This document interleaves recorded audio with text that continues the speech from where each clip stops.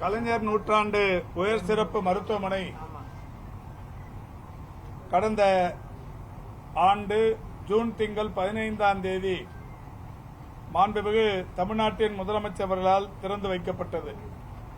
ஏறத்தாழ 500 கோடி ரூபாய் செலவிலான இந்த மருத்துவமனை இன்றைக்கு மிகப்பெரிய அளவில் மக்களின் பயன்பாட்டில் சிறந்து விளங்குகிறது. குறிப்பாக இந்த மருத்துவமனை தொடங்கப்பட்ட நாள் முதல் ஒரு 1.5 ஆண்டுக்குள்ளாகவே புறநோயாளிகளின் எண்ணிக்கை என்பது 3,37,275 பேர் மருத்துவ பயன் பெற்றிருக்கிறார்கள்.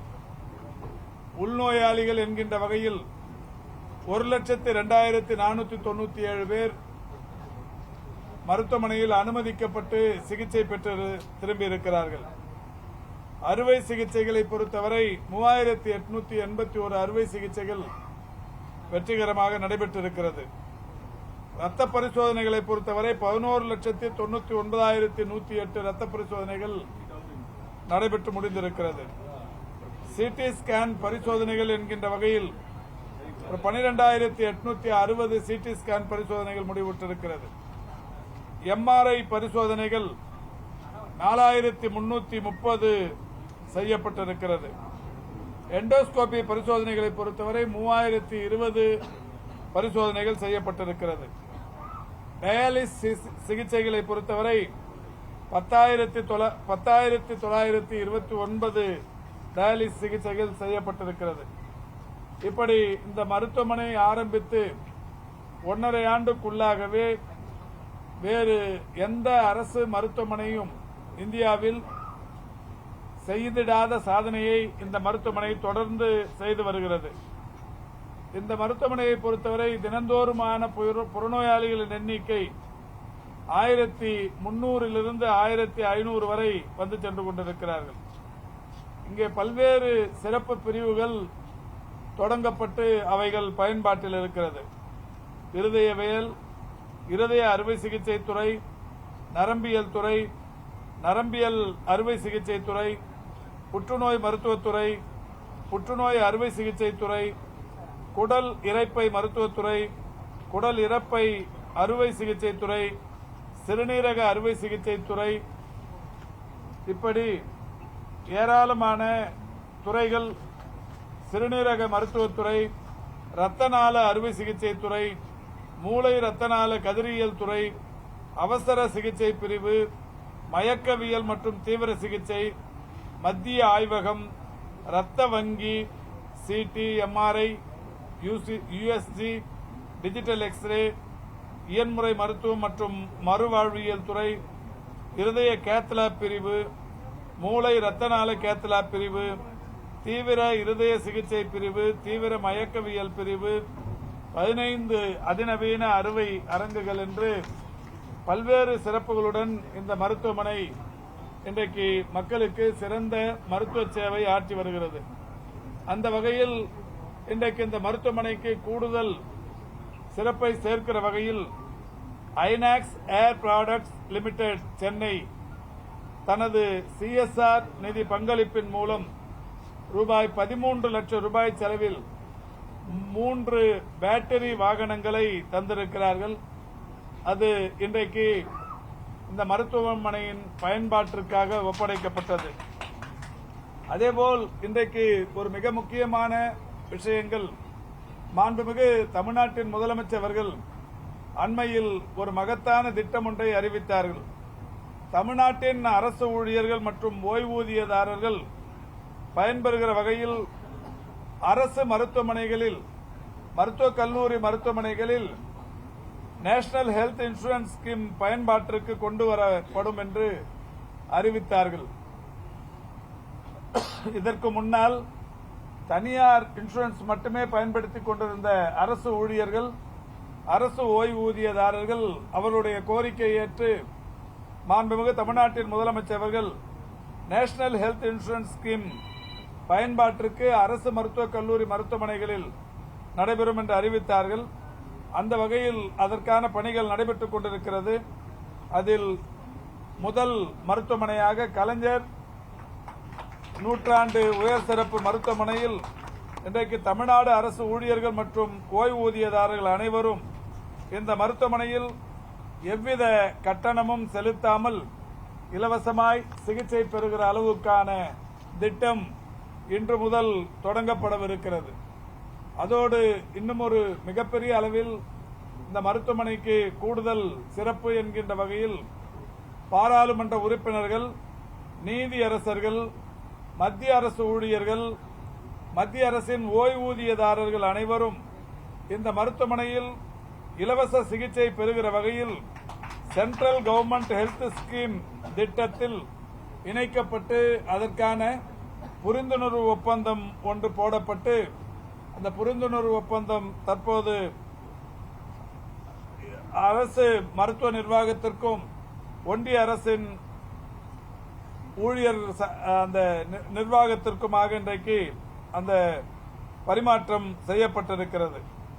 அந்த வகையில் இனிமேல் மத்திய ஒன்றிய அரசின் ஊழியர்கள், சர்வீஸில் இருக்கிற ஊழியர்களாக இருந்தாலும் சரி, ஓய்வு பெற்றவர்களாக இருந்தாலும் சரி, நீதியரசர்கள், பாராளுமன்ற உறுப்பினர்கள் என்று எல்லா தரப்பினரும் இந்த மருத்துவமனையின் மருத்துவ சேவையை பயன்படுத்திக் கொள்ளுகிற வகையில் அந்த திட்டம் இன்று முதல் தொடங்கப்படுகிறது.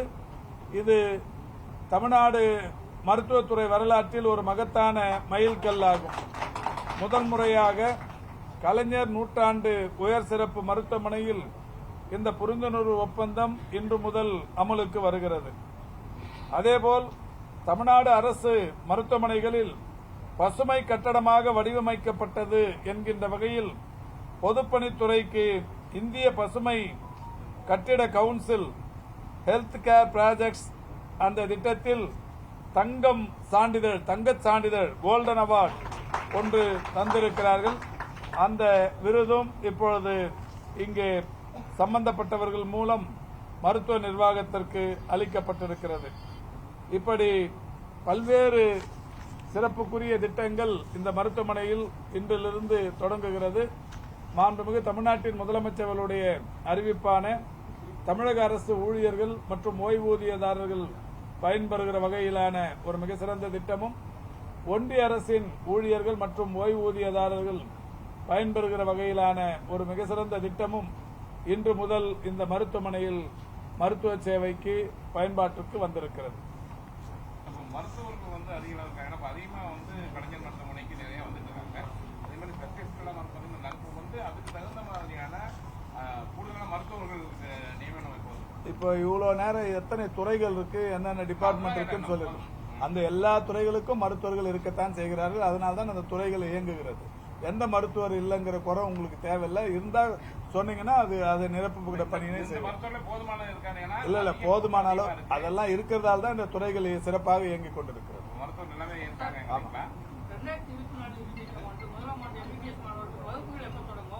என்னமா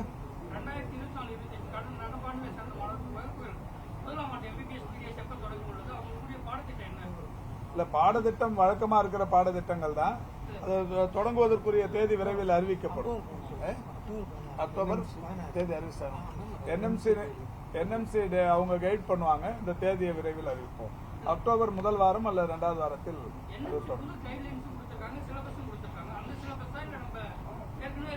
ஏற்கனவே இருக்கிற பழைய சிலபஸ் தான்.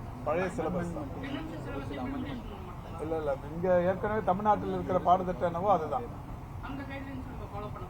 இல்லங்க அந்த தேதி மட்டும் தான் ஃபாலோ பண்ணுவோம். பாடத்திட்டம் இதுதான் ஃபாலோ பண்ணுவோம்னு சொல்றோமே.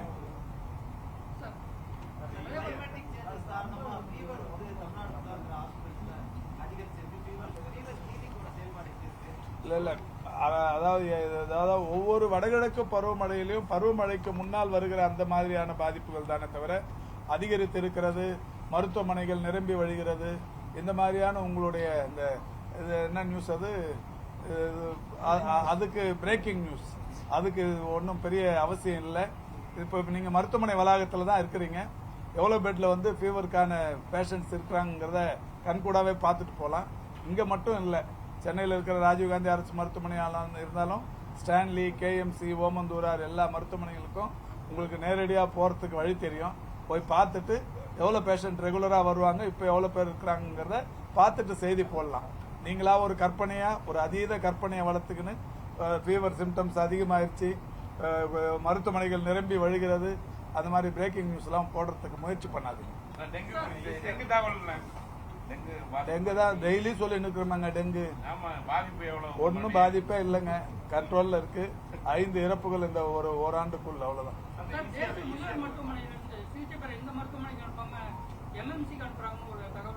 ஏதாவது ரொம்ப அவசியமானது இப்ப அங்க சிறப்பு துறைகள் எல்லா மருத்துவமனையிலும் ஒரு சிறப்பு இருக்கு. இப்ப ஸ்டான்லியில எடுத்துக்கிட்டீங்கன்னா இந்த அங்க வந்து இந்த ஆர்த்தோ அதுல வந்து ரொம்ப பெஸ்ட். இப்போ கேஎம்சி எடுத்துக்கிட்டீங்கன்னா தீப்புண் காயங்களுக்கு ரொம்ப பெஸ்ட். அது மாதிரி ஒவ்வொரு மருத்துவமனைக்கும் ஒரு சிறப்பு இருக்கும். அது மாதிரி இங்க வர்ற பேஷண்ட்ல யாருக்காவது அந்த மாதிரி மருத்துவ சிகிச்சைகள் தேவைப்படுமானால் அனுப்பி வைப்பாங்க. இங்க பெரும்பகுதியானவர்கள் பக்கத்திலே இருக்கிறதால இப்ப அங்க என்னெல்லாம் வசதி இருக்கோ அந்த வசதியை பயன்படுத்திப்பாங்க. அதை தேவையை மீறி வேற ஏதாவது கூடுதல் வசதிகள் தேவைப்பட்டா பக்கத்தில் அனுப்புவாங்க. இதையும் தாண்டி வேற ஏதாவது கூடுதல் வசதி தேவைப்பட்டா அரசு மருத்துவமனைக்கு பக்கத்தில் அனுப்புவாங்க. அது ஒன்றும் தப்பு இல்லையே, அரசு மருத்துவமனைக்கு தானே அனுப்புறாங்க. எது அங்க பிரஸ் மீட் பண்ணும்போது வாங்க, அங்க சொல்றேன்.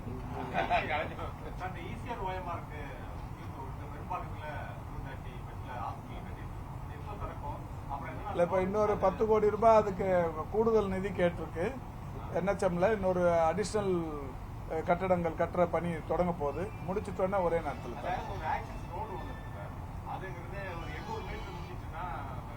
இல்ல அது பிரச்சனையே இல்லை. நம்ம கட்டடம் கட்டி முடிக்கிறதுக்குள்ள அந்த ரோடு ஒர்க்கும் முடிஞ்சிடும். அது அந்த மருத்துவமனைக்கு தேவையான அந்த சர்வீஸ் ரோடும் ஆக்சஸும் சரியா இருக்கிற மாதிரியான நடவடிக்கை எடுக்கிறோம்.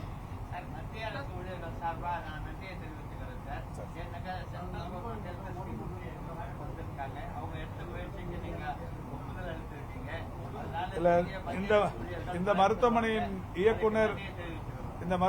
இயக்குனர் திரு பார்த்தசாரதி அவர்களும் மரியாதைக்குரிய அம்மையார் அந்த பேர் டாக்டர் கோகிலா அவர்களும் மிக தீவிரமான முயற்சிகளை மேற்கொண்டு பல்வேறு முறை இது சம்பந்தமாக உட்கார்ந்து பேசி இந்த மாதிரியான ஒரு புரிந்துணர்வு ஒப்பந்தத்திற்காக கடுமையாக உழைத்திருக்கிறார்கள்.